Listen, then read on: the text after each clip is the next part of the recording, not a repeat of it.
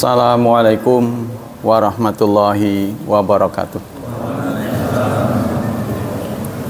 Innal hamdalillah nahmaduhu wa nasta'inuhu wa nastaghfiruh wa na'udzu billahi min syururi anfusina wa min sayyiati a'malina. May yahdihillahu fala mudhillalah wa may yudlil fala hadiyalah. Asyhadu an la ilaha illallah wa asyhadu anna Muhammadan abduhu wa rasuluh la nabiyya ba'da. Allahumma salli wa sallim ala nabiyyina Muhammad sallallahu alaihi wasallam wa ala alihi wa sahbihi wa man sara ala nahjihi ila yaumiddin. Amma ba'd. Ayol ikhwah, kita lanjutkan belajar kitab Fiqhu Bulughil Maram, mendalami kitab Bulughil Maram. Kajian setiap subuh ini bukan baru ya, dilakukan setiap hari. Untuk Ramadan di hari Jumat nanti diisi Fathul Bari ya. Fathul Bari oleh Ustadz Ardawi. Untuk Jumat biasanya kan selalu saya. Untuk Ramadan karena yang ba'da maghrib kan puasa jadi dialihkan. Jadi untuk Jumat Fathul Bari, untuk Ahad Ustadz Fathullah. Dari Senin hingga Kamis saya, Sabtu saya juga. Nah, ini dipelajari 6 disiplin ilmu. Yang pertama di hari Senin yaitu sejarah sirah Rasulillah yang diambil dari tulisan Al-Buti. Kemudian wawasan keindonesiaan. Hari Selasa mendalami Bulughil Maram ya, kitab Fiqhu Bulughil Maram menurut mazhab Syafi'i. Hari Rabu besok tafsir plus sunnah Rasulullah sallallahu alaihi wasallam ya, sunnah al-kamilah. Hari Kamis Mausu'atul Akhlak, ensiklopedi akhlak. Biasanya kalau bukan Ramadan hari Jumat itu Mausu'atul Aqidah. Hari Sabtu kembali tafsir, karena tafsir cukup luas ya. Ditambah fatwa-fatwa dari Syekh Utsaimin. Kemudian karena di hari Jumat diisi oleh Ustadz Ardawi kitab Fathul Bari, syarah Imam Bukhari, Sahih Bukhari. Kita lanjutkan tentang, jadi ini lanjutan bukan dari awal ya. Miqdarus salatil witir, kadar salat witir. Hadis ke-322, wa an Abi Ayyub Al-Ansari radhiyallahu anna Rasulullah qala, bahwa Rasulullah bersabda, al-witru haqqun ala kulli muslim. Witir adalah hak setiap muslim. Man ahabba ayyutira bi khamsin falyaf'al. Barang siapa yang suka, merasa enjoy ya, nyaman dengan witir 5, lakukanlah. Wa man ahabba ayyutira bi salas. Barang siapa yang suka dengan 3, lakukanlah. Wa man ahabba ayyutira bi wahidatin falyaf'al. Barang siapa yang suka witir dengan 1, lakukanlah.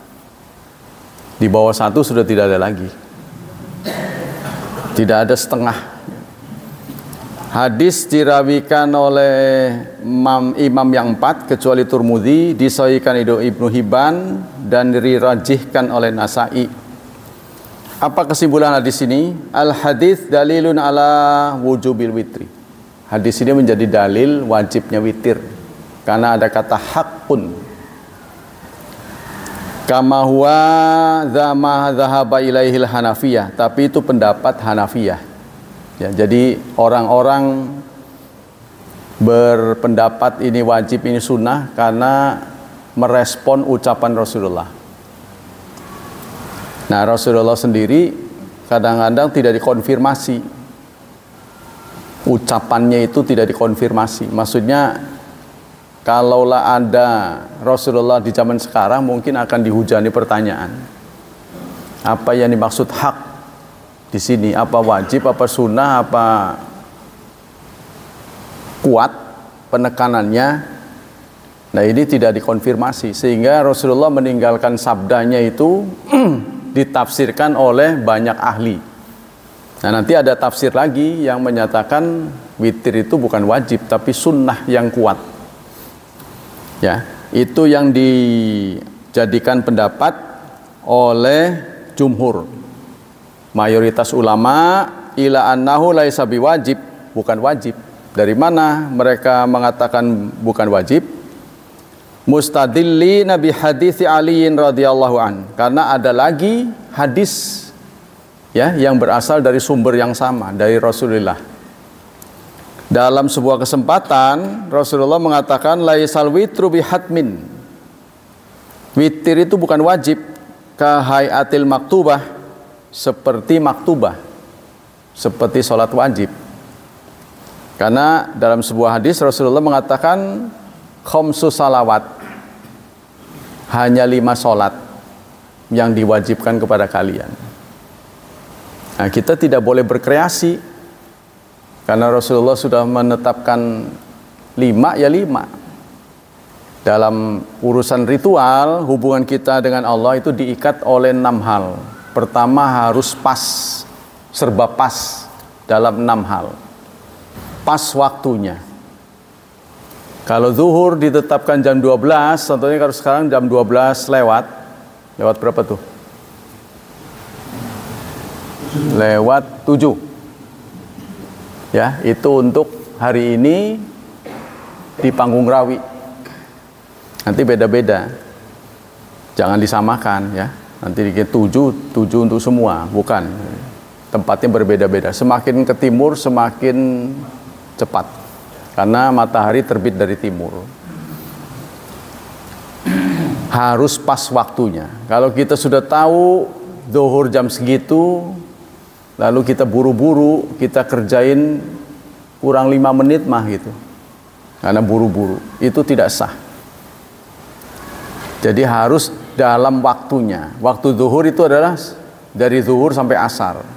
Jadi kalau kita dihadapkan pada keraguan apa sudah masuk atau belum, lebih baik kita tunggu daripada kecepatan ya, karena waktunya longgar dari zuhur sampai ada kurang lebih 3 jam lah. Nah, itu pas waktunya, pas tempatnya. Kalau syariat menunjuk tempat ya, pengerjaannya membutuhkan tempat, maka harus sesuai dengan tempatnya. Seperti haji harus dilakukan di seputar Masjidil Haram. Bahkan dipindah di Madinah pun nggak bisa. Kita melakukan haji di Madinah nggak boleh, harus di Mekah. Apalagi di Monas contohnya, ada yang ingin supaya uangnya nggak lari ke luar negeri, jadi di Monas saja, lebih murah, nggak perlu nunggu lama, itu kan tidak boleh, karena harus pas waktunya, harus pas tempatnya. Yang ketiga, harus pas bilangannya. Kalau menunjuk bilangan ya, contohnya sholat subuh 2 rakaat, zuhur 4, dan begitu seterusnya. Nanti kalau safar yang 4 bisa diqasar, itu ada kewenangan dari syariat. Jadi kita harus nurut, suruh 4 ya, suruh 2 begitu, tidak usah berkreasi. Yang keempat, harus tahu caranya. Caranya ini harus tepat. Nah, kita kan diwarisi oleh Rasulullah ini tulisan. Ya, kita tidak pernah melihat gerak Rasulullah secara visual. Jadi nggak ada rekamannya Rasulullah sholat begini, ini nggak ada. Diceritakan dalam bentuk tulisan. Tulisan ketika dibentuk dalam visual itu menghadapi banyak perubahan-perubahan, ya, karena para sahabat memindahkan sabda Nabi itu lewat lihat dan lewat dengar, melihat dan mendengar. Aku melihat, aku mendengar. Nah, pendengaran kita tahu sendiri, nggak semuanya sama, ya, nggak semua pendengaran sama. Ada yang pendengarannya tajam, ada yang kurang. Nah, itulah. Yang kelima, kalau menyinggung sebab, contohnya ada sebabnya. Idza dakhala ahadukumul masjida fala yajlisu hatta yusalli rak'atain. Kalau salah seorang di antara kalian masuk masjid, jangan duduk dulu sebelum sholat 2 rakaat. Berarti sebabnya masuk masjid. Masuk masjid, duduk. Ada 2 aja, masuk masjid dan duduk. Jadi kalau kita masuk masjid tidak berniat duduk, ya, kita masuk karena ada kunci yang tertinggal atau benda-benda yang punya kita yang tertinggal, jadi kita tidak bermaksud duduk, maka tidak disunahkan sholat. Begitu juga kalau yang kita masuki bukan masjid, masuk rumah, nah itu enggak sunnah sholat karena bukan masjid. Nah, itu sebab, menyangkut sebab. Yang terakhir menyangkut jumlah. Jumlah sudah ya? Jenis. Nah, jenis, kalau menyebut jenis, contohnya kurban. Kurban oleh Allah ditunjuk 3 hewan, ya, yaitu onta, sapi, dan kambing. Jadi kalau kita mengalihkannya dengan binatang lain, ya, karena kita tidak selera, contohnya karena kambing mengandung kolesterol gitu kan. Kemudian sapi belakangan ini dikabarkan di daerah timur banyak terkena wabah antraks. Nah, saudara juga harus hati-hati. Jadi dijual murah-murah, hati-hati itu, ya. Jadi kena virus antrak katanya. Jadi banyak yang nggak laku. Berhati-hatilah kalau mendapati daging murah itu. Boleh jadi dari sana. Ya, ini harus kewaspadaan Menteri Kesehatan, ya, bagian dinas-dinasnya harus hati-hati. Kalau dimasukkan ke sini begitu saja terus bisa menularkan virus. Nah, itu. Jadi 6 hal. 6 dalam soal ibadat ini harus pas. Nah, begitu juga sholat. Nah, sholat ini harus pas. Kita lanjutkan. Wali anna Rasulullah autara. Yang jelas adalah Rasulullah witir, ya. Lalu Rasulullah mengatakan, autiru ya ahlal Quran. Witirlah wahai ahli Quran, fa innallaha witrun yuhibbul witra. Karena Allah itu ganjil. Artinya Allah itu satu, menyukai witir. Yang kedua, sholatul witri kismun minas sunanir ratibah kal mu'akada allati la tusanu jama'atan illa fi Ramadan. Sholat witir adalah sholat sunnah ratibat. Ratibat itu reguler, ya, yang tidak disunahkan secara berjemaah kecuali di bulan Ramadan.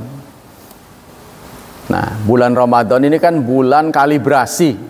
Kalau ibarat meteran kalibrasi, kita ini sudah menceng dari jalan yang lurus, maka bulan Ramadan ini dikalibrasi lagi, ya, disuruh beramai-ramai untuk menyaksikan sholat berjemaah, sholat malam. Kegiatan-kegiatan yang marak dilakukan Ramadan, nanti ketika lewat Ramadan anehnya berat lagi. Nah, nanti kalau di bulan Ramadan ringan, karena berdasarkan sabda Rasulullah yang sulit diakses oleh manusia, ya, setan itu dibelenggu. Di bulan Ramadan ini setan dibelenggu. Musuh kita kan yang dilantik oleh Allah ini setan. Sebenarnya kita nggak pernah bermusuhan sebenarnya dengan setan, nggak pernah berurusan gitu. Ya, kita tidak pernah berurusan dengan setan sebenarnya. Tapi Allah menjadikan setan itu musuh kita. Mungkin kalau melihat riwayatnya dulu, Allah menyuruh iblis untuk sujud kepada Nabi Adam.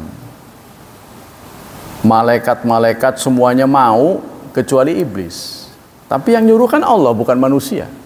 Jadi kita tidak pernah bermusuhan sebenarnya. Tidak pernah ada perkara gitu dengan setan. Ya, tapi setan itu sudah dideklarasikan Allah untuk menjadi musuh. Inna syaitana lakum aduun fattakhidhuhu aduwa.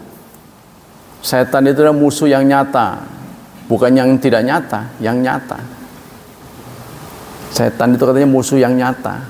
Kita beranggapan tidak nyata, nyari-nyari nggak ketemu. Wala tattabi'u khutuwatis syaitan. Jangan ikuti langkah-langkah setan. Kalau setan itu musuh yang tidak nyata, bagaimana bisa diikuti? Ya kan? Kalau setan itu diartikan memedi, genderuwo, ya bagaimana mau ngikuti, ngelihat aja udah lari pontang-panting. Berarti setan itu musuh yang nyata. Nah, kita kembali kepada soal ini. Kita tidak pernah berperkara dengan setan, tapi setan dideklarasikan oleh Allah sebagai musuh. Jadikanlah dia musuh. Sama dengan ular berbisa. Dinyatakan oleh Allah sebagai berbisa. Kita tolong, ya kita dipatek. Ya. Dia lagi berantem, kita tolong, ya kita kena lah. Nah itu. Jangan jadikan yang berbahaya kepadamu deket-deket.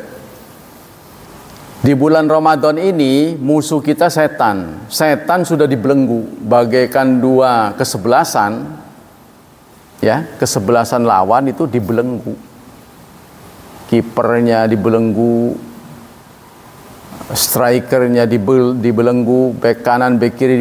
Masa apa itu melakukan tendangan nggak sampai ke gawang? Wong kipernya juga dibelenggu. Iya kan? Masa melakukan tendangan penalti nggak sampai gol, wong lawannya semua dibelenggu. Nah ini terlalu namanya. Maka bulan Ramadan itu betul-betul dibebaskan dari segala halangan. Ya kita saksikan tuh, menjalankan puasa yang terfikirkan oleh kita berat ternyata mudah. Sholat berjemaah yang biasanya berat jadi mudah. Ngaji yang biasanya angel jadi sregep. Nah, itu. Nah, semua itu adalah berkat bantuan Allah Subhanahu wa taala. Kita lanjutkan. Aqallul witri rakaatun wahidat. Rakaat witir itu cuma satu. Minimal, ya, minimal satu. Li hadithi Abi Ayyub radhiyallahu an, walamma rawa Ibnu Umar wa Ibnu Abbas radhiyallahu anna Rasulullah qala al-witru rakaatun min akhiril lail. Rasulullah bersabda, witir itu adalah satu rakaat dari akhir malam. Wa adnal kamal salasu rakaat, minimal sempurnanya itu 3. Jadi kesempurnaan yang minimal itu 3.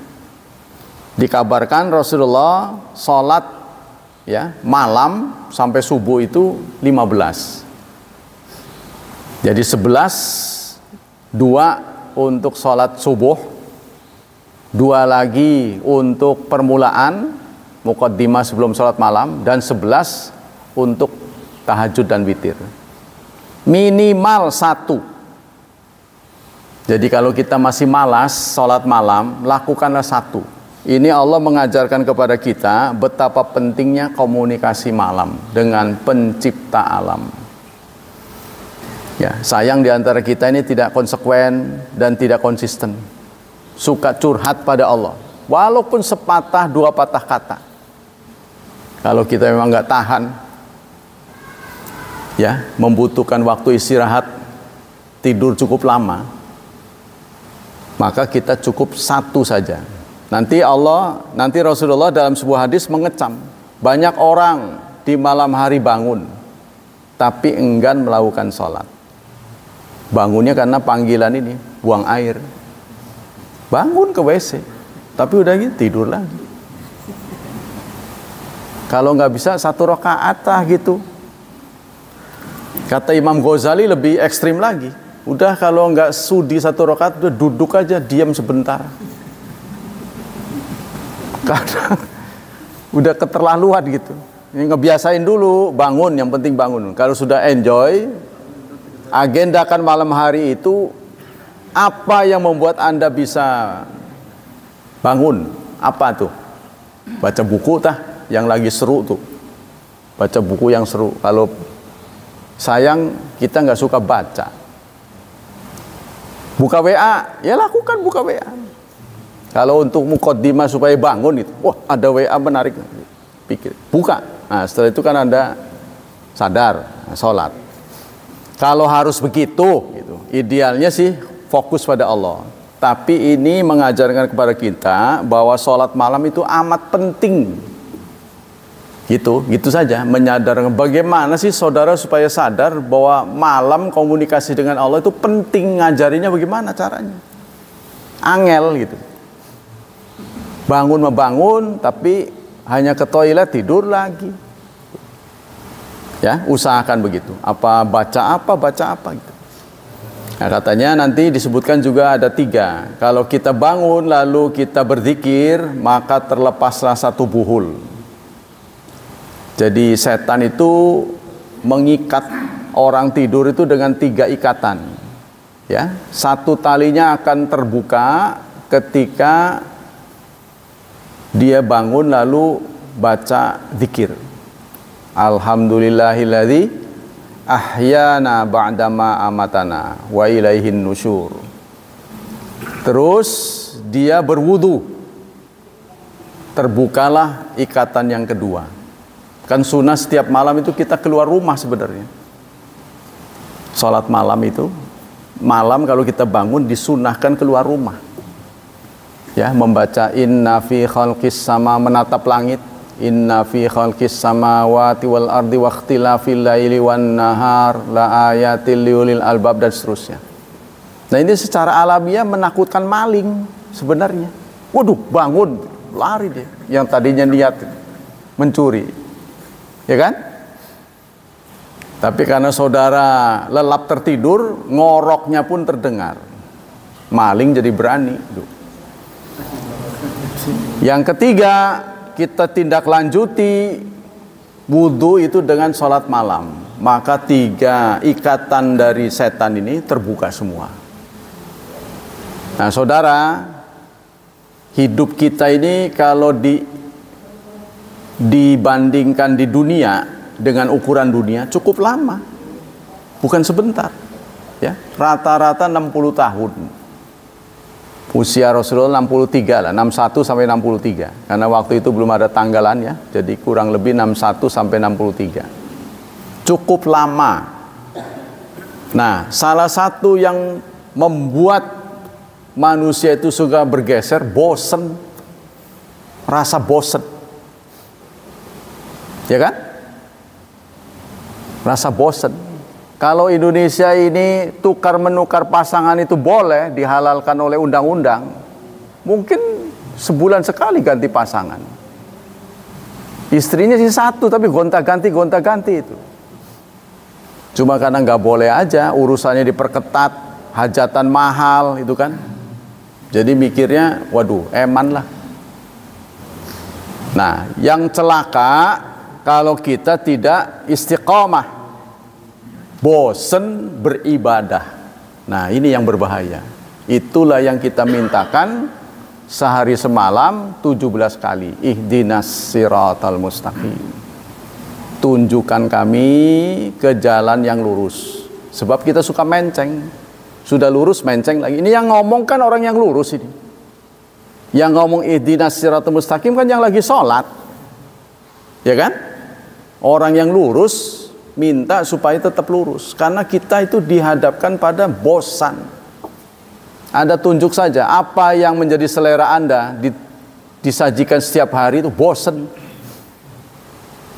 Kita punya rumah di situ aja nggak berubah-berubah bertahun-tahun, bosan sebenarnya. Maka sesekalilah touring, ngelihat tempat lain.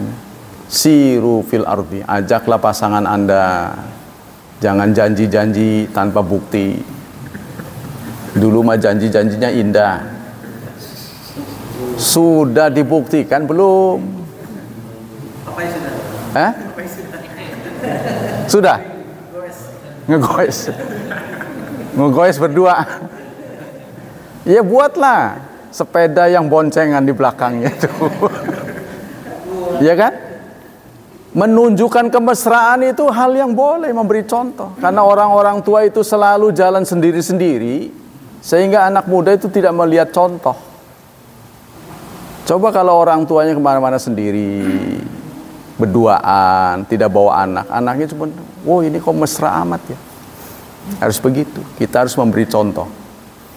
Umat Islam itu ada contoh. Kalau ingin mencontoh, contohlah umat Islam. Ya kita selalu malu, sebelum jadi dibawa-bawa kemana-mana, sudah jadi jarang dibawa. Hah? Ya itu. Lah, yang expired kan bukan dia doang, kita juga sama. Yang tidak expired itu keinginan iya, tapi kemampuan itu expired. Nah itu. Tapi kan nanti balik muda lagi, kita harus ingat bahwa mereka itu calon bidadari kita. Hanya pandangan duniawi lah yang membuat mereka expired. Tapi pandangan ukhrawi itu tetap cantik gitu. Harus begitu ya. Ini menjadi contoh bagi anak-anak kita, itu kan. Harus mesra, menunjukkan itu. Jadi sesekali kalau Anda berdua-dua, kan dulu berdua-dua sebelum resmi. Nah, sekarang juga harus sering berdua-dua. Berdua-dua, ingat masa lalu di mana kita pernah berjanji apa, menautkan cinta. Itu begitu, walaupun sudah tua tetap jiwanya harus muda, tapi terhadap pasangan yang halal sah-sah saja. Sehingga awet. Jangan mudah retak. Nah, kita lanjutkan. Jadi singkatnya, hadis-hadis ini menggiring kita supaya kita gemar sholat malam. Apapun caranya, terserah Anda pilih. Mau 1, mau 2, mau 3. Kalau ganjil namanya witir. Kalau tidak ganjil namanya tahajud. Tahajud maupun witir dan kegiatan-kegiatan lain yang positif di malam hari namanya qiyamul lail. Tidak disebut sholatul lail, qiyamul lail, karena kegiatan malam itu tidak hanya sholat saja. Kan Allah tahu kita itu kan jenuh. Kalau terus ngapruk begitu, terus sholat terus 1 jam sholat itu kan jenuh. Maka isilah baca buku, baca Quran, ya. Apa yang positif di malam hari yang arahnya adalah akhirat. Nah. Hadis berikutnya, al-witru sunnah. Dari Ali bin Abi Thalib radhiyallahu an, laisal witru bihatmin kaiha itu tadi sudah ini ya. Adamu kutbil witri, tidak wajibnya witir. Wa an Jabir radhiyallahu an anna Rasulullah qama fi syahri Ramadan tsumma intazarahu minal qabilah falam yakhruj wa qala inni khashitu ay yaktuba alaikumul witra. Dari Jabir, suatu saat Rasulullah qiyam di bulan Ramadan. Kemudian mereka menunggu di hari berikutnya, di malam berikutnya, namun beliau tidak keluar. Ya, jadi sholat tarawih Rasulullah itu tidak terus-menerus. Nah, dalam sebuah hadis disebutkan cuma 3 malam. Seumur hidup Rasulullah mencontohkannya 3 malam. Lalu di keempatnya, di subuhnya, di hari keempat, Rasulullah mengatakan, ini khasyitu ay yuktaba alaikumul witra. Aku khawatir, ya, witir akan diwajibkan kepadamu. Hadis diriwayatkan Ibnu Hibban. Karena pemantauan sahabat ini terhadap perilaku Rasulullah itu kadang-kadang ditafsirkan berlebihan. Makanya Rasulullah berhati-hati melakukan suatu tindakan itu tidak terus-menerus karena khawatir ditafsirkan wajib. Ya, terbukti dalam ketika turun surat Al-Fat, Allah Subhanahu wa taala berfirman, a'udzubillahi minasyaitonir rajim, inna fatahna laka fathan mubina. Kami telah memberi kemenangan kepadamu. Liyaghfira lakallahu ma taqaddama min dzambika wa ma ta'akhkhar. Agar Allah mengampuni dosamu yang telah lalu dan yang akan datang. Allah mengampuni dosa Rasulullah yang lalu dan yang akan datang. Kalau yang lalu kita faham, oh sudah lewat. Tapi kalau yang akan datang kan kita masih hidup, ya. Tapi sudah diampuni. Nah ini lalu menjadi pemantauan para sahabat apa yang dilakukan oleh Rasulullah kalau dosa yang akan datang sudah diampuni. Ternyata Rasulullah masih mementingkan sholat berjemaah. Beliau masih sholat malam. Ini menimbulkan rangsangan para sahabat akan suatu pertanyaan. Kalau Rasulullah sosok yang diampuni, dosa yang lalu yang akan datang saja masih giat beribadah, lalu bagaimana nasib kita yang tidak dijamin? Maka mereka berkreasi. Satu di antara mereka bertekad tidak akan tidur di malam hari. Akan mereka habiskan malamnya untuk sholat dan kegiatan-kegiatan positif. Pokoknya malamnya nggak tidur. Yang satu berkreasi akan menghabiskan siang untuk selalu puasa.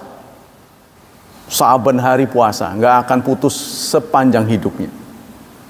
Yang satu lagi bertekad tidak akan menikah. Karena menikah itu mengurangi ibadah, mengurangi fokus pada Allah. Rasulullah mendengar apa yang mereka inginkan. Lalu Rasulullah mengatakan, aku adalah orang yang paling takwa di antaramu, tapi aku berperilaku manusiawi, tidak terlalu mengada-ada. Maka keluar hadis itu, faman raghiba an sunnati falaisa minni. Ya, aku puasa dan aku berbuka, aku tidur dan aku qiyam, bahkan aku menikah lebih dari satu wanita. Faman raghiba an sunnati falaisa minni. Barang siapa yang tidak suka sunnahku, bukan golonganku. Nah ini mengajarkan kepada kita untuk tidak rohbaniyah,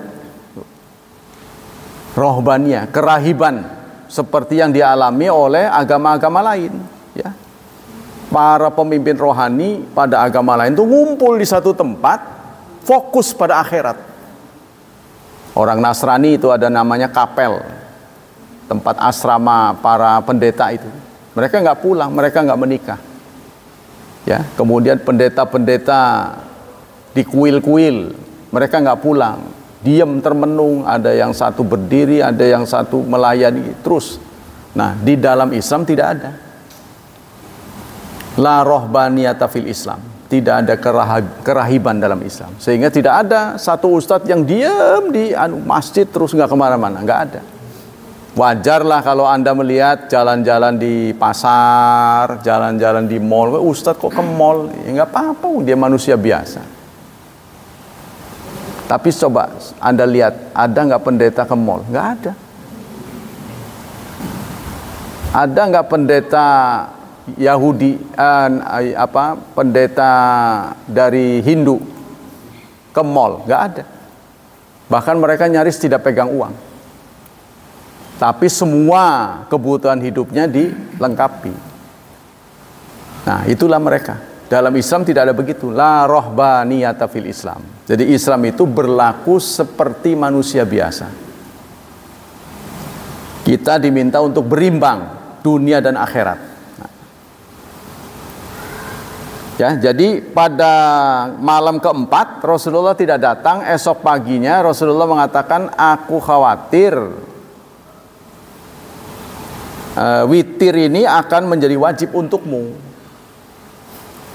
Susahnya saudara, selama 3 malam itu saking asiknya para sahabat mengikuti sholat bersama Rasulullah, tidak ada satupun di antara mereka yang menghitung rakaatnya.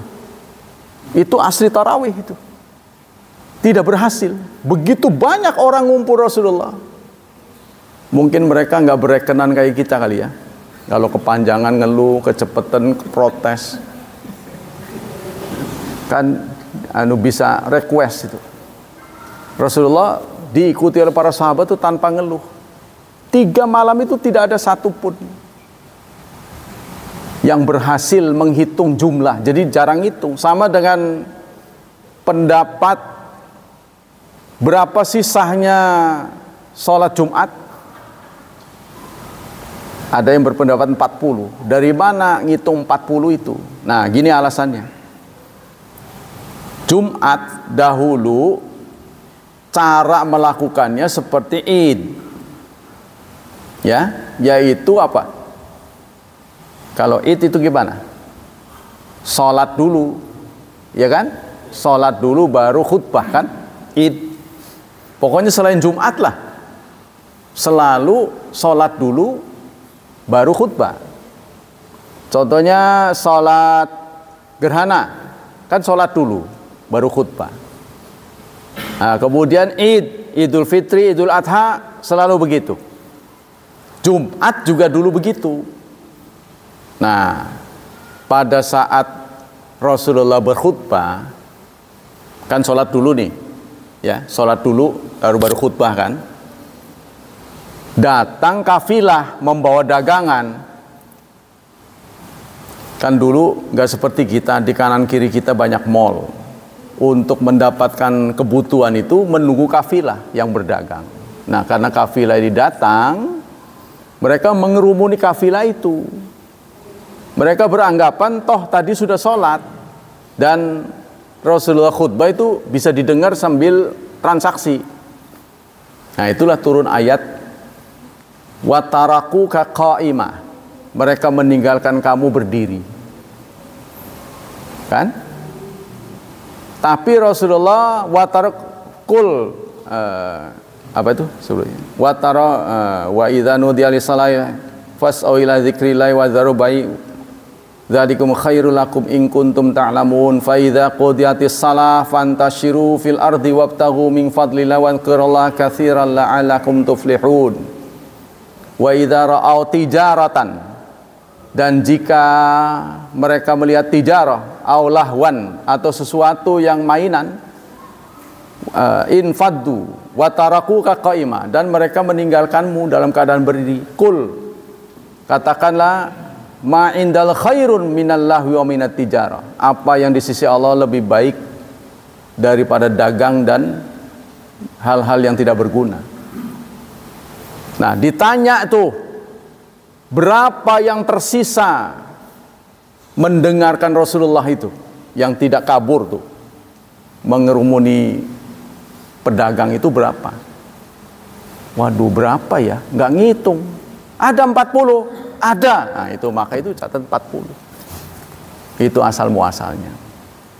Tapi tidak semua sepakat. Nah, ini jadi kira-kira. Ya, tapi tidak bisa menjadi kesepakatan. Oleh Imam Syafi'i dicatat kira-kira 40.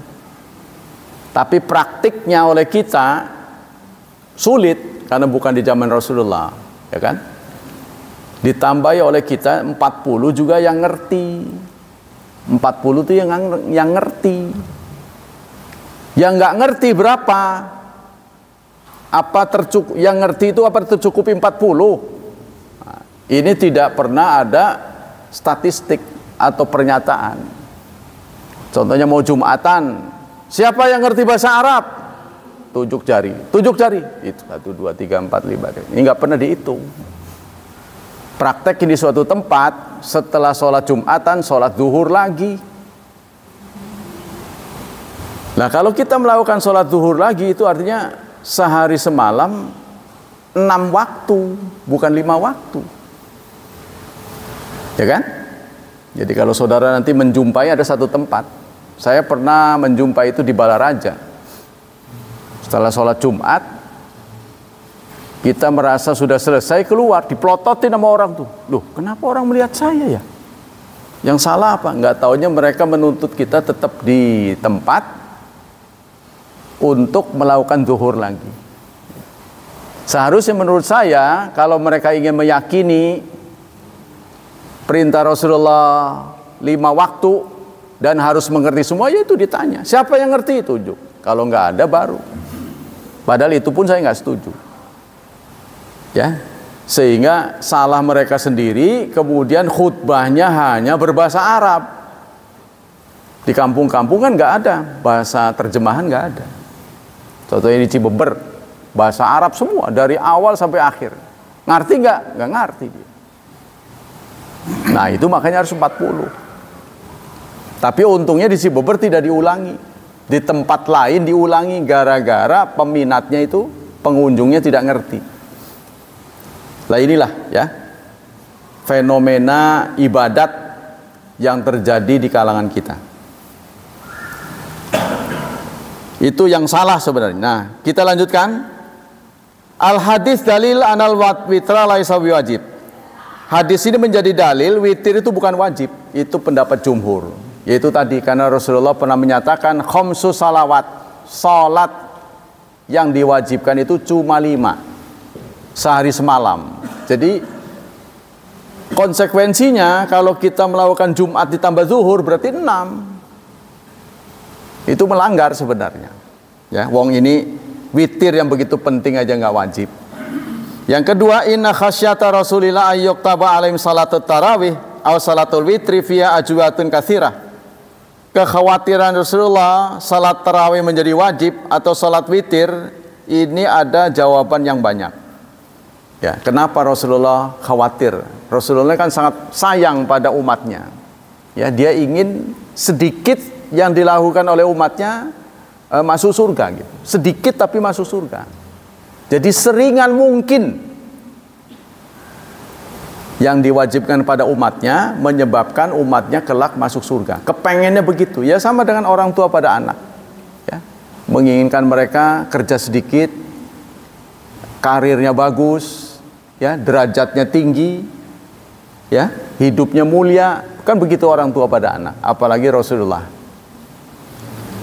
Jadi menurut manhaj salafus salih, sholat malam itu tidak ada had, tidak ada batasnya. Nah, kita makanya nggak usah main orang mau 20 mau berapa. Tapi dalam sebuah hadis ditunjukkan angka. Aku tidak pernah menyaksikan Rasulullah lebih dari 11 atau 13 rakaat. Nah itu patokan, bukan Rasulullah yang ngomong, Aisyah. Berdasarkan pemantauan. Jadi kalau Rasulullah menunjuk angka, nanti angka ini memberatkan. Akhirnya dia sakit gitu loh, memaksakan diri. Jadi mana aja yang enjoy. Nah dipandang oleh kebiasaan Rasulullah, ini menurut pengarang ini, kebiasaan yang dipantau oleh Bunda Aisyah terhadap suaminya Rasulullah SAW itu 11 rakaat. Nah 11 ini dianggap yang paling mudah. Jadi kalau memaksakan diri tambah lagi ya silahkan. Tapi jangan sampai nanti ya mewajibkan diri kemudian menyalahkan Allah. Padahal Allah sudah membuat demikian ringan. Waqtara ba'anna yatama ayyakuna mukhawaf iftiradu qiyamul lail bimana ja'ali tahajud fil masjid jama'atan syartan fi sihatin tanaful fil lail. Ada yang mengatakan sebab Rasulullah mengatakan khasyah, kekhawatiran Rasulullah ini akan dianggap oleh umat Islam bahwa sholat malam itu harus berjemaah. Berjemaahnya yang berat nih. Ya, kalau harus berjemaah berarti tiap Isya kita harus kumpul. Bukan Ramadan saja. Nah, ini dianggap berat. Maka Rasulullah sengaja tidak muncul, bukan berarti nggak sholat malam. Beliau sholat malam tapi di rumah. Jadi beliau tidak muncul ini khawatir akan ada anggapan harus berjemaah. Ya, singkatnya sholat sunnah mah bagusnya sendiri-sendiri, kecuali tarawih. Hatta khasyitu ayyuktaba alaikum walau kutiba alaikum ma qumtum bihi. Dalam sebuah hadis Rasulullah mengatakan, diriwayatkan oleh Zaid bin Thabit, sampai aku khawatir ia akan menjadi wajib kepadamu. Kalau ia diwajibkan, kamu tidak akan menunaikannya. Jadi Rasulullah tahu kalau sampai diwajibkan kita tidak akan menjalankannya. Kalau tidak menjalankannya akan dianggap dosa. Fasallu ayuhan nas fi buyutikum, maka salatlah wahai saudara-saudara di rumahmu. Famana'ahu minat tajmi' fil masjid isfaqan alaihim, maka Rasulullah tidak ingin kita itu menjadi wajib berjemaah ya dalam menjalankan sholat malam karena khawatir pada mereka, sayang. Wa umina ma'idni fil muwadzabah ala dzalika, tetapi Rasulullah menganjurkan agar muwadzabah, dirutinkan ya, minimal 1 rakaat.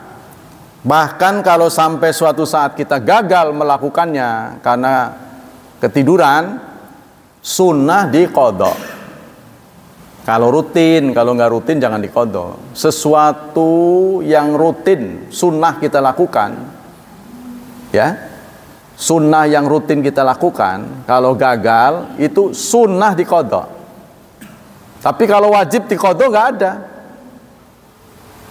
Sholat wajib diqadha tidak ada. Bagaimana kalau sholat wajib kagol, kita lupa? Ya ingatnya itulah waktunya. Ya contohnya kita ketiduran, sholat subuh ketiduran. Kalau kita menganggap itu qadha, nanti kita tunggu zuhur. Kalau kita berfaham qadha, oh nanti ajalah zuhur sekalian. Yang benar adalah begitu kita ingat, bangun, waduh kesiangan, maka itulah waktunya. Adapun tadi waktu jam 4 sekian itu untuk yang bangun. Untuk yang tidur, waktunya datang saat dia bangun. Yang lupa saat dia ingat. Bukan sengaja meninggalkannya lalu nanti diqadha, bukan. Ya. Jadi Islam tidak memberatkan kita, sehingga saya tidak mendapati ada sunnah apa itu namanya tahiyatul waktu, menghormati waktu, itu enggak ada. Waktu tidak perlu dihormati. Jadi kalau kita lagi kagol nih, contohnya kita musafir, celananya nggak bawa salin, ya, kita menduga ada ketetesan gitu, ketetesan urin, tidak bersih. Waduh, gimana ini? Nah, itu tetap saja sholat pada waktunya. Saudara patut tahu, mencuci najis itu tidak disepakati sebagai syarat sholat. Ya, oleh Abu Hanifah kalau itu sebagai kewajiban, bukan syarat. Kalau syarat itu mau sholat harus dijalani. Memang saya tidak mendapati sih. Kalau kamu mau sholat, cuci najismu, tidak ada. Bahwa orang kena najis harus dicuci, iya, tapi tidak harus sebelum sholat. Jadi artinya kalau kita pas najis lalu datang waktu sholat, kemungkinan untuk salin tidak ada, wong kita nggak bawa salin. Ya, terduga kena tetesan. Gimana caranya? Kalau menurut Imam Syafi'i ya udah dikucek, dikucek celana dalamnya dipakai. Waduh, ya sambil itu jauh. Gimana tuh? Ya itu pilihannya begitu. Kalau menurut Abu Hanifah, udah nanti kalau longgar baru. Sekarang mah nggak perlu karena kita darurat. Ya, yang penting berwudu tadi itu. Kalau wudu iya syarat sholat. Kalau kita tidak punya suci ya, atau kita berhadas. Nah, kita lanjutkan. Yang ketiga, nadbu qiyamul lail wala siyama fi Ramadan jama'atan. Sunnah melakukan qiyamul lail. Jadi tarawih ini adalah penjelmaan dari qiyamul lail di hari biasa gitu. Jadi tarawih ini adalah qiyamul lail di hari di luar Ramadan. Ya, maka kita biasakan berjemaah supaya nyaman. Nanti setelah Ramadan, bulan-bulan lain kita tetap harus jalanin minimal 1, maksimal tadi itu 11. Ya, jangan diforsir. Yang keempat, jawazun nafilah fil masjid, boleh menjalankan sholat sunnah di masjid. Wa in kanal baitu afdal, meskipun di rumah lebih baik. Ya, sholat sunnah ini bagusnya di rumah. Tapi kalau akan membuat terhalang, contohnya di rumah ada tamu kan kerok. Kalau udah masuk rumah mah, itu kan? Waduh, belum tentu terjamin kita akan sholat rawatib. Ya sudah di masjid saja atau di rumahnya lagi kagol. Ya. Kama sabaqa wa inna nabiyya fa'alaha fil masjid li bayani jawaz. Nabi juga pernah menjalani salat sunnah di masjid, tapi li bayanil jawaz. Beliau mendidik pada umatnya, menjelaskan kebolehan. Jadi tindakan Rasulullah selalu dipantau, nggak seperti kita, cuek-cuek aja kan. Kemanapun Rasulullah diikuti. Sebab kalau nggak diikuti bagaimana mereka tahu? Sampai mau nongkrong aja diintip. Caranya bagaimana? Dari berdiri sampai nongkrong tuh bagaimana? Nah, ini yang pernah melakukan adalah Abdullah bin Umar. Ya, dia merasa adik ipar Rasulullah kan, tetehnya kan Hafsah itu istri beliau ya. Jadi suatu saat beliau naik pagar, Rasulullah menegur, ada apa Abdullah? Ngapain? Enggak, mau lihat Anda duduknya bagaimana. Ruwet amat ini kalau kita jadi nabi. Ya kan? Tapi kalau itu tidak dilakukan, nggak tahu cara nongkrongnya bagaimana. Ya, beliau masuk dengan membaca doa. Dari mana orang tahu? Bahwa Rasulullah nggak menjelaskan. Ya, lalu dilakukan dengan tindakan-tindakan. Yang keempat, yang kelima, jawazun nafilah jama'atan. Boleh melakukan sholat berjemaah, sholat sunnah secara berjemaah. Jadi bukan tarawih pun boleh. Walakin ikhtiar al-infirad, tetapi yang bagus sendiri. Sholat sunnah ini yang bagus sendiri, ya. Illa fi nawafil maksusat, kecuali sunnah-sunnah yang ditunjuk seperti sholat gerhana, ya, sholat id, sholat istisqa yang di dalamnya ada khutbah, ya masa sendiri, ya mengkhutbahi sendiri, ya aneh. Paling tidak sama istrinya ya. Fadlu sholatil witir, keutamaan sholat witir. Kita akan selesai sampai jam 6.12 ya, bentar lagi. Wa an Kharijah ibnu Hudzafah, dari Kharijah bin Hudzafah radhiyallahu, qala Rasulullah sallallahu alaihi wasallam, Rasulullah bersabda, innallaha amaddakum bi salatin hiya khairul lakum min humarin ni'am. Sesungguhnya Allah menambah satu salat yang lebih baik daripada onta merah. Ya, min humrin na'am. Harganya lebih mahal daripada onta merah. Nah, ini disebut onta merah. Katanya onta yang paling mahal itu merah. Pernah nggak lihat onta merah? Saudara pernah lihat? Saya belum pernah. Onta merah katanya onta yang paling mahal. Ini sering disinggung dalam hadis. Ya, jadi harga itu nggak kira-kira harganya. Wa ma hiya Rasulullah, wa ma hiya ya Rasulullah. Apa itu Rasulullah? Ya, bentuk amal yang nilainya lebih bernilai daripada onta merah. Apa itu? Al-witru, witir. Ma bainal isya ila tulil fajri, waktunya mulai dari ba'da isya sampai subuh. Nah, ini pilihan kita. Tapi nanti ada hadis lagi, kalau Anda yakin bisa dilakukan ba'da sepertiga malam, lakukan. Tapi kalau nggak yakin, lakukanlah setelah isya.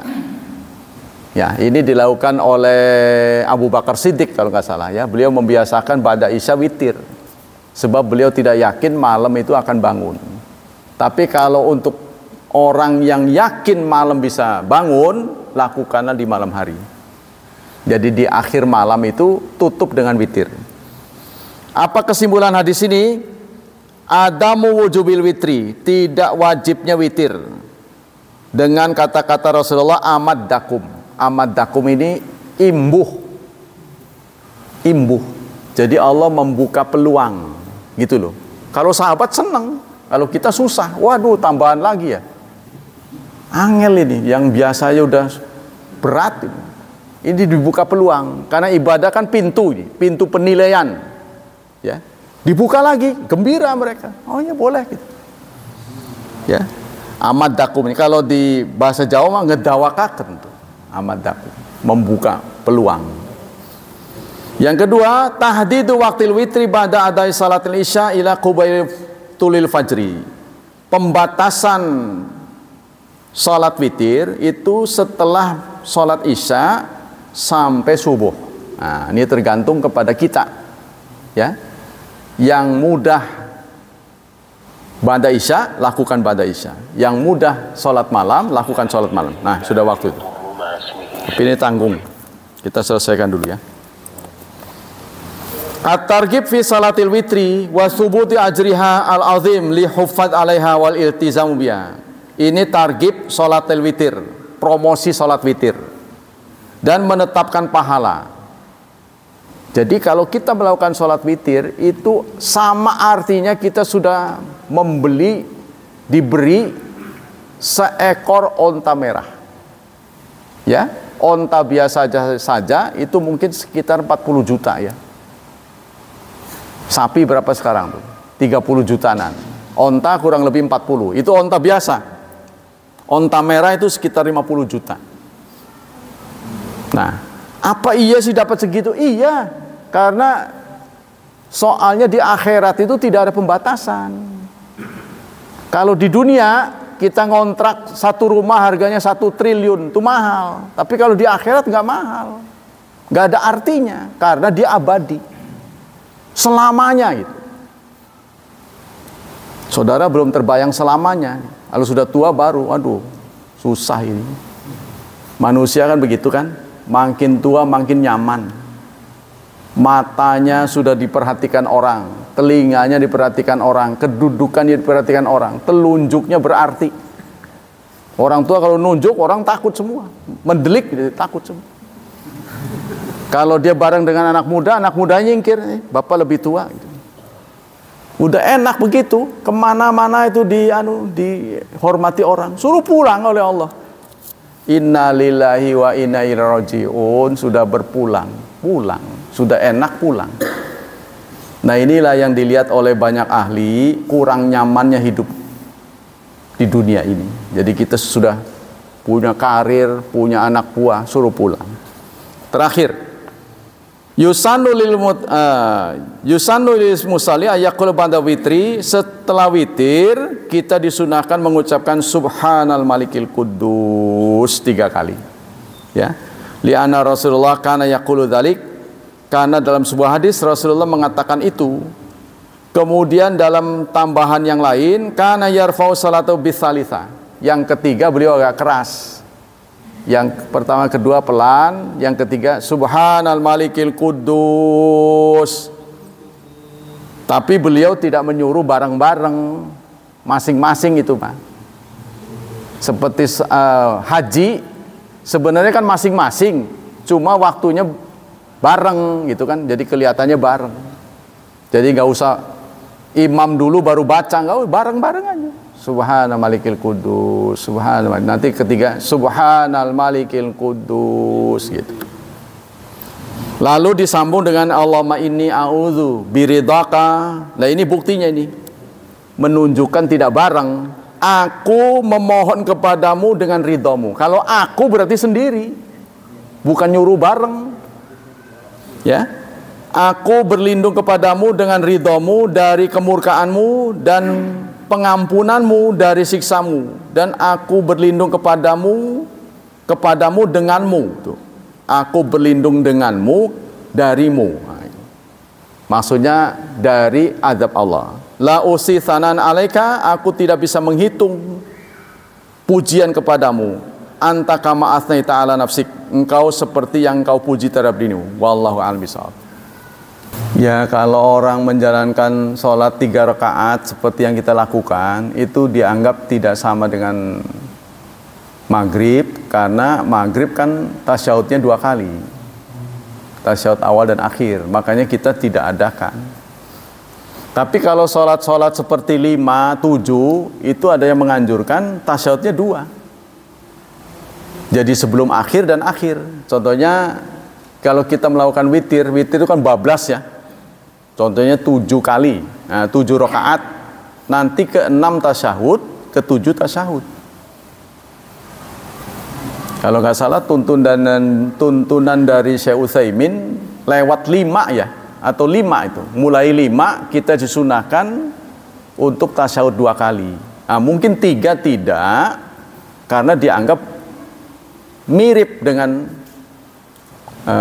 maghrib. Kalau maghrib kan 3 tapi tasyahudnya 2. Kalau witir kita 3 kan tasyahudnya 1. Itu yang terhindar dari peniruan musyabahah dengan maghrib, sehingga di luar sana ketika orang melakukan tarawih 23, yang 3 ini dipisah dengan 2. Dia 2 dulu dengan mengatakan minal witri, ya, solu salatat rakaatain minal witri. Nah, itu. Dia menganggap 2 ini bagian dari witir, sampai kapanpun nggak ketemu. Ya 2 ya 2. Yang namanya ganjil ya 1, 3, 5, 7 begitu. Itu sebenarnya nggak bisa disamakan dengan maghrib, karena maghrib itu tasyahudnya 2, sehingga terhindar dari apa yang diingatkan oleh Abu Hurairah tadi. Begitu maksudnya. Witir juga kunut dalam witir itu juga sunnah, tapi di nisful setengah akhir sunnah. Di sini juga ada. Di sini ada begini nih. Yusra'ul kunut fil witir. Kunut disyariatkan dalam witir. Wa lafdhuha kal kunut fi subih. Caranya seperti subuh. Wa lafdhuha wa mahalu wal jahru biha waqtidau sujud sahwi tarkiha. Walakin kunut fil witri fi nisfi tsani min Ramadan. Tetapi kunut pada witir itu nisfu tsani, belahan paruh kedua. Paruh kedua pada Ramadan. Ini sunnah. Tidak melakukan juga nggak apa-apa. Tapi kalau menurut mazhab Syafi'i sunnah muakkadah. Ya, jadi kita biarkan saja kalau ada imam mau kunut. Seperti Ustadz Yasir, kalau ngimami itu pasti selalu beliau melazimkan kunut. Kalau saya enggak. Kalau saya tergantung DKM dibilang itu. Kalau sunnah-sunnah itu. Kalau sunnah-sunnah itu kan, saya kan nggak kenal, diundang. Gimana cara di sini? Begitu-begitu. Ya sudah, lakukan. Karena saya tahu itu khilafiyah. Ya kan? Saya milih begini, dia milih begitu. Kalau tidak sampai ke haram, tidak haram atau nuansanya bid'ah, saya akan mengikuti pendapat setempat. Tapi kalau kunut, contohnya subuh, dia mendorong-dorong saya untuk jadi imam. Jangan saya, kalau saya sholat nggak pakai kunut. Saudara mau subuh nggak pakai kunut? Oh nggak apa-apa, ya sudah nggak apa-apa. Tapi kalau pamit dulu, mereka nggak marah. Tapi kalau langsung ke pengimaman, mereka biasa kunut, saya nggak pakai kunut. Mereka selesainya itu aneh gitu loh. Ada yang sholat lagi di sana gitu. Nggak ikhlas singkatnya. Jadi kalau kita pengalaman jadi imam menghadapi khilafiyah, kita tanya, di sini cara sholat tarawihnya gimana? Rakaatnya? Oh 4-4-3, ya sudah lakukan. Karena ini khilafiyah. Mereka menafsirkannya begitu. Oh 4-4-3 boleh. Dulu lebih ekstrim lagi di Muhammadiyah itu. Mungkin Muhammadiyah sekarang nggak kenal. Setelah walad dolin diem dia. Walad dolin hening. Saya kan nggak bisa nanya. Kesalahan saya apa ini? Coba sih kalau saya nggak percaya. Setelah walad dolin imam makmumnya diem. Kan bingung itu. Untungnya itu sholat isya. Saya tanya, saya kan, kenapa kalian tadi nggak dol amin? Bapak sih nggak dikerasin aminnya. Oh gitu kuncinya ya. Oke. Nah waktu tarawih amin sendiri saya. Baru mereka amin gitu. Nah, terus saya tanya, ini dalilnya dari mana? Nah, mereka mengutip hadis, idza ammanal imam fa aminu. Kalau imam sudah amin, aminlah kalian. Saya mengatakan kalian memahami hadis ini salah. Walaupun di situ itu fi'il madhi, kalau imam sudah amin, barulah kalian amin. Tapi di situ ada kata-kata begini, kalau sampai aminmu dengan amin makmum itu bareng, nanti akan diaminkan oleh malaikat. Tuh, Anda harus selesai hadisnya. Maka dia balik lagi begitu lagi. Sudah tidak pakai yang dulu lagi. Jadi sekarang bareng, amin. Nah itu ya, jadi memahami, sudah ada hadis saja, kalau salah memahami bisa salah. Salah tafsir. Nah itu, ada lagi?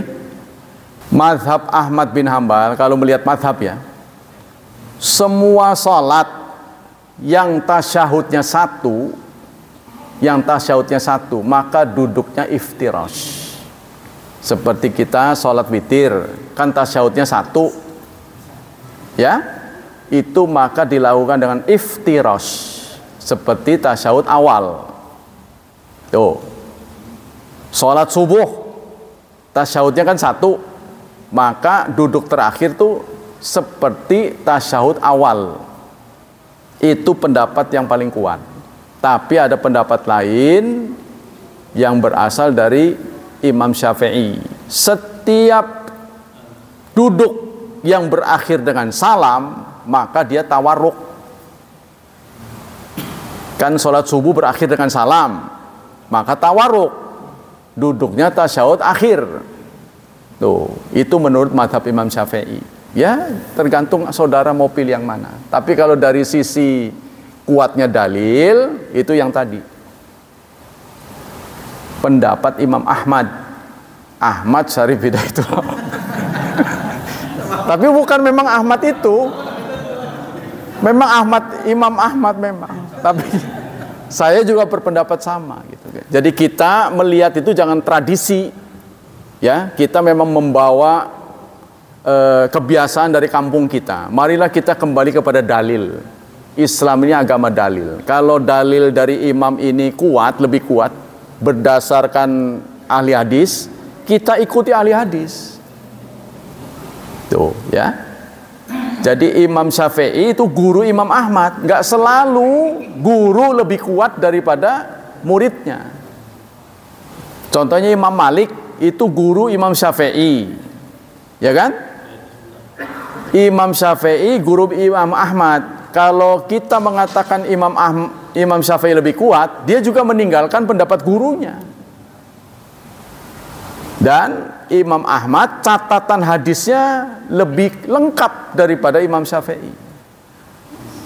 Nah, boleh jadi pendapat orang sekarang dalam urusan literatur, ya, dan apa itu istilahnya pengarsipan, itu lebih lengkap sekarang. Dalam pengarsipkan, bukan kita meninggikan diri kita, karena teknologi ini memungkinkan. Coba Pak Syafi'i mengucapkan sepotong hadis, saya bisa temukan di mana, di berada itu hadis ini. Jadi nggak bisa dipalsukan sekarang, terang benderang gitu. Bisa diukur berdasarkan strata hadisnya. Anda ucapkan sepotong hadis, saya bisa temukan di mana adanya. Bayangkan itu. Dan hadis itu jumlahnya jutaan. Jadi kalau kita membahas satu bab saja, pegelnya bukan main. Dan pada nggak doyan itu susahnya. Ya, di BBS saja saya gelar kitab hadis, mereka sendiri yang belenger. Katanya saudara pengen hadis, tak ceritain bab wudu saja, bab wudu 1 jam membahas tentang wudu. Belenger mereka, Pak jangan begitulah. Nah, mereka sendiri yang nggak mau. Takutnya kan, nah, begitu Pak. Jadi kesimpulannya itu duduk. Kalau dalam sebuah sholat tasyahudnya 1, maka yang 2 rakaat ya, diakhiri dengan iftirash. Seperti sholat subuh doang ya.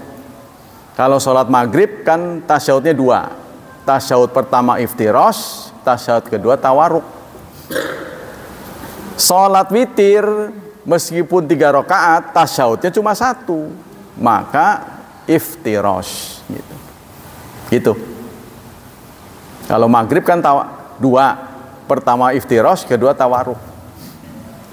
Iftirosh itu tasyahud awal, tawaruk tasyahud tsani, itu ya. Demikian. Cukup? Baik. Demikianlah kajian pagi ini. Semoga Allah memberikan pahala yang berlipat ganda. Semoga Allah menjaga dan melindungi kita dari wabah dan fitnah, dari syubhat dan syahwat. Dan kepada anak-anak kita, kita doakan semoga Allah memudahkan hidup mereka, selalu memberkahi mereka, dan mentakdirkan mereka sebagai hamba Allah yang saleh dan salihat. Subhanakallah wa bihamdik, asyhadu an la ilaha illa anta, astaghfiruka wa atubu ilaik. Wassalamualaikum warahmatullahi wabarakatuh.